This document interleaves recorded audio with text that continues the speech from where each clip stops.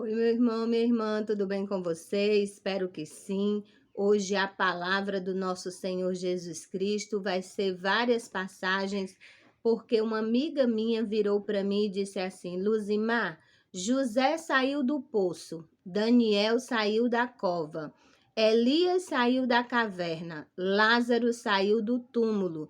E o Espírito Santo me lembrou: Jesus ressuscitou, venceu a morte. E ela disse: você também vai sair dessa situação em nome de Jesus.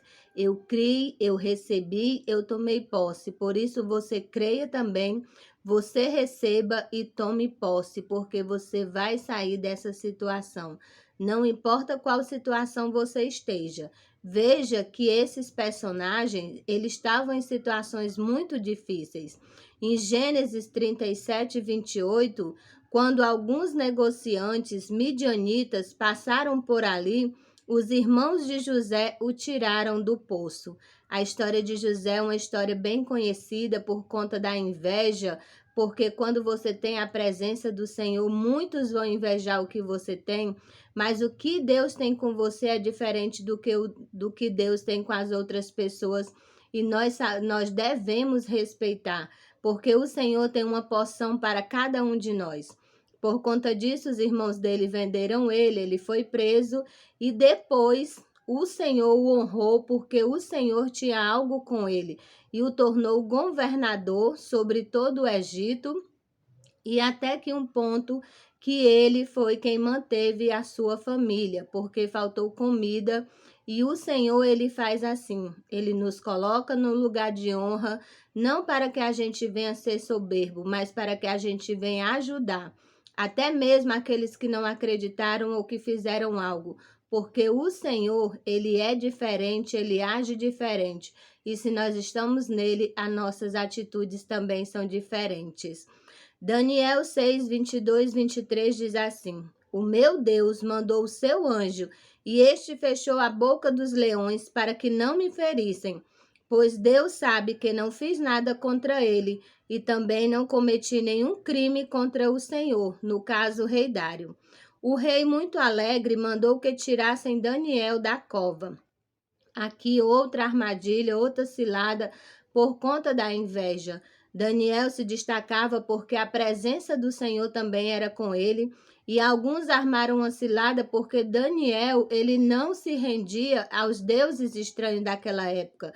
O Daniel, ele só se ajoelhava e só adorava o nosso Deus, o nosso Senhor, o nosso Pai, o nosso Remidor, o nosso Redentor.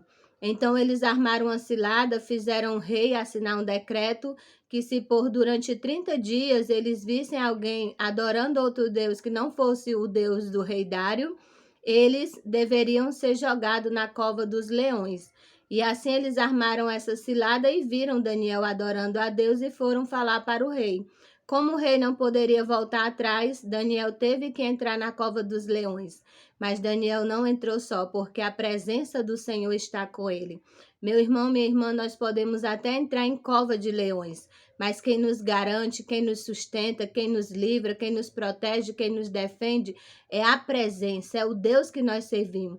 Por isso não baixe sua cabeça, por isso não aceite os intentos do inimigo, os pratos de lentilha, as armadilhas, as ciladas, porque você tem um Deus poderoso. E aqui o rei gostava tanto de Daniel que ficou sem dormir. E logo cedo ele foi saber: Daniel, será que o teu rei foi capaz de te salvar? E ele disse: viva o rei como o meu Senhor me livrou, porque ele viu que eu não tinha feito nada de errado. Não é nós, meu irmão, minha irmã, que vamos nos justificar. Quem é a nossa justiça é o nosso próprio Deus. Nós não precisamos fazer nada, nós não precisamos dizer nada. Apenas continuar crendo, confiando, orando no Senhor e jamais deixar o nosso Deus por qualquer outra coisa, porque aí sim a presença do Senhor vai se afastar e nós vamos perecer. Mas com Deus nós somos mais do que vencedores e Ele vai mostrar, seja para quem for, que foi Ele que nos escolheu. É Ele quem nos prepara, é Ele quem nos capacita e é Ele quem nos exalta no tempo certo. Em 1 Reis 18, 22, disse assim: Então disse Elias ao povo: Só eu fiquei por profeta do Senhor, e os profetas de Baal são 450 homens. E 1 Reis 19:9 diz assim: E ali entrou numa caverna, e eis que a palavra do Senhor veio a ele e disse: Que fazes aqui, Elias? Sai para fora. E o Senhor lhe disse: Vai e volta pelo teu caminho. Também eu fiz ficar em Israel 7.000, todos os joelhos que não se dobraram a Baal, e toda a boca que o não beijou. Louvado seja o Senhor. O Senhor está dizendo que jamais nós devemos nos dobrar a qualquer outro Deus. E principalmente beijar, fazer algum gesto de adoração. Aqui Elias era um servo do Senhor, um profeta do Senhor muito usado. E ele orou e o Senhor mandou resposta e matou mais de 450 profetas de Baal. Profetas da mentira, que naquela época as pessoas adoravam muitos ídolos. Não é diferente hoje, muitas pessoas trocam o nosso Deus verdadeiro por ídolos, e isso fere ao Senhor, e isso deixa o nosso Senhor triste, e ele manda a resposta. E aqui, quando ele fez isso, uma mulher que era desses aqui dos profetas de Baal, ela ficou muito furiosa e disse que naquele mesmo dia iria matar ele. E ele se escondeu numa caverna com medo, porque tem momentos que você vai passar por aflições e você vai achar que está sozinho, vai até querer se esconder, mas das mãos do Senhor não tem quem se esconda. Como eu falei, quem vai justificar você é Deus, não é você. Então não tema, pode vir o que vier, pode vir a afronta que vier. E não esqueça que você não está só. Primeiro você está com Deus. Aqui ele diz que só tinha sobrado ele de profeta. E o Senhor diz: sobraram mais de 7.000 em Israel que não se dobraram aos deuses estranhos, aos deuses de Baal. Então, meu irmão, minha irmã, você nunca vai estar só. Primeiro você tem Deus, depois o Senhor levanta outras pessoas com o mesmo propósito para lhe ajudar.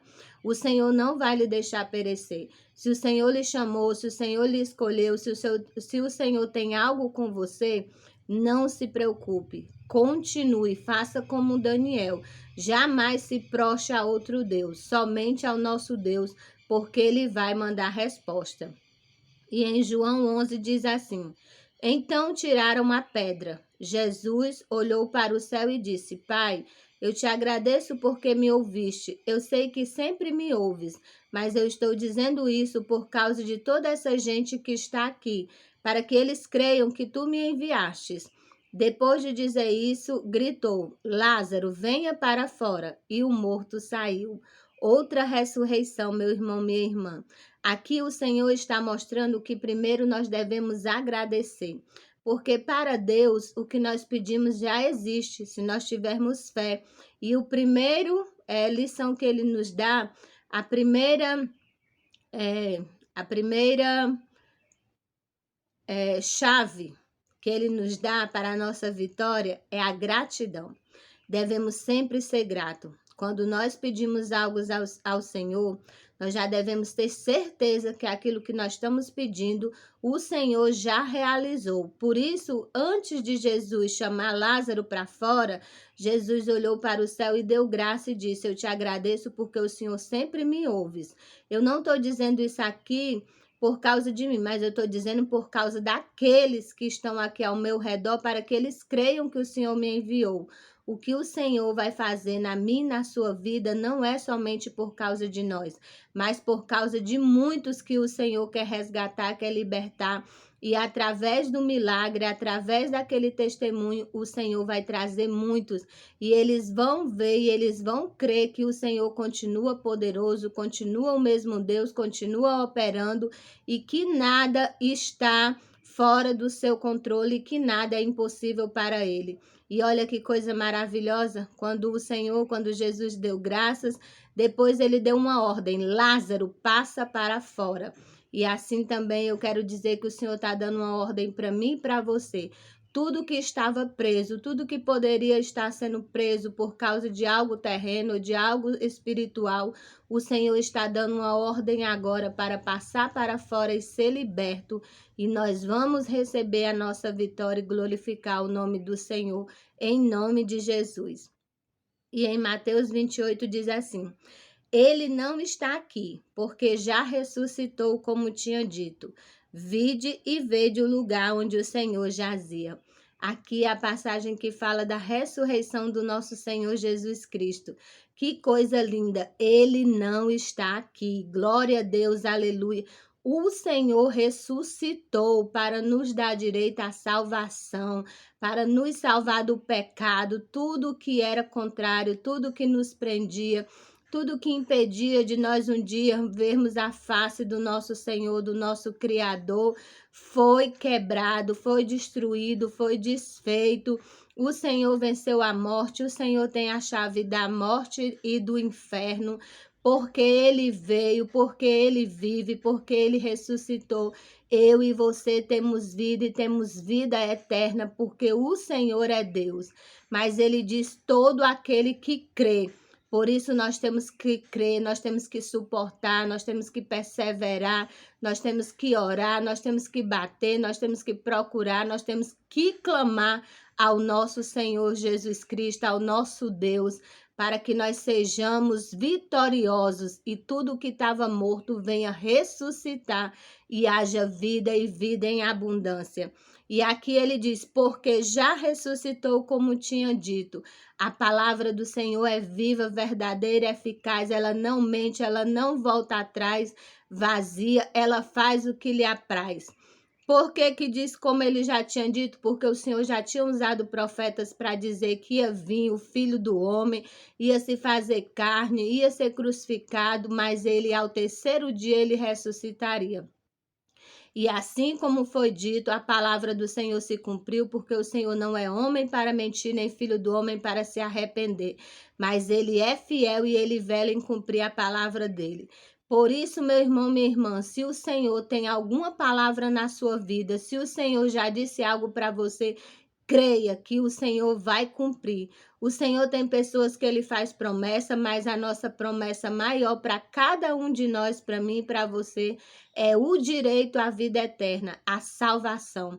Por isso, entregue os seus caminhos ao Senhor, entregue sua vida e aguarde um dia você ressuscitar, um dia você ouvir a trombeta soar e o Senhor vir nos levar para os ares e depois nos encontrarmos com o nosso Deus face a face na mansão celestial e ele nos chamar: vinde benditos